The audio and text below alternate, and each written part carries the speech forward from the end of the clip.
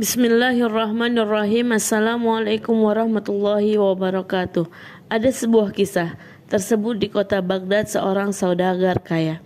Hari itu ketika ia berada di tokonya, datang seorang gadis yang mencari keperluannya. Saat mengobrol, wajah gadis itu tersingkap dan ia berkata, "Sebenarnya aku kesini bukan untuk membeli sesuatu. Aku sudah berhari-hari bolak-balik masuk pasar agar aku jatuh hati pada lelaki yang mau kunikahi. Dan aku jatuh cinta padamu. Aku punya banyak harta. Maukah kau menikahiku?" Saudagar itu menjawab, "Aku sudah menikah dengan sepupuku dan aku berjanji untuk tidak pernah mengubah waktu tidur dengannya. Darinya aku seorang putra." Wanita itu berkata, "Aku rela bila kau datang padaku 2 kali dalam 1 minggu." Saudagar itu setuju. Selang beberapa saat, ia pun pergi untuk melaksanakan akad nikah, mengunjungi dan menggauli istri keduanya.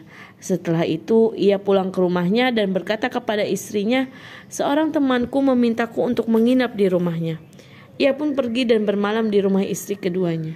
Dan selanjutnya, ia selalu mengunjungi istri kedua setiap hari setelah zuhur. Hal ini berlangsung selama 8 bulan. Istrinya mulai aneh dengan perilaku suaminya. Ia berkata kepada pembantu perempuannya, "Kalau suamiku pergi, ikuti kemana ia pergi."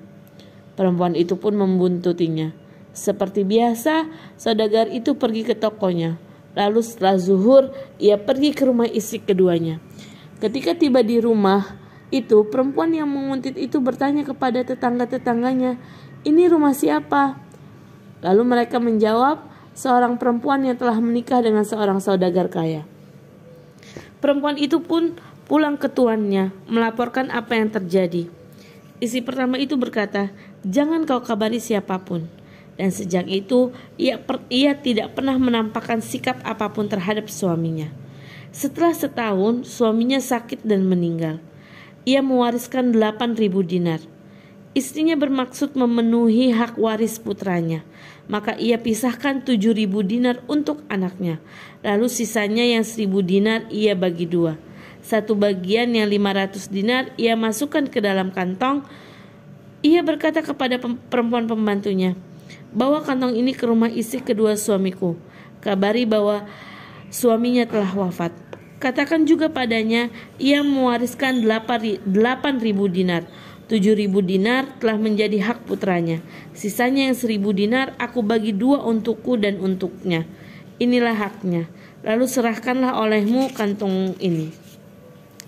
Pembantu perempuan itu pergi ke rumah istri kedua. Ia mengetuk pintu, menemui dan mengabari kabar suaminya dan warisan itu. Istri kedua pun menangis, membuka kantong itu dan mengeluarkan selembar kertas. Dan ia berkata, "Kembalikan kantong ini ke tuanmu dan sampaikan salamku kepadanya. Kabari tuanmu bahwa suaminya sebelum wafat telah menceraikanku dan ia menuliskan untukku surat talaknya. Kembalikanlah harta ini kepada tuanmu, karena aku tak berhak sedikit pun atas harta warisannya." Termaktub dalam kitab Sifat As-Safwah karya Ibnu Jauzi. Wallahu a'lam bishawab. Wassalamualaikum warahmatullahi wabarakatuh.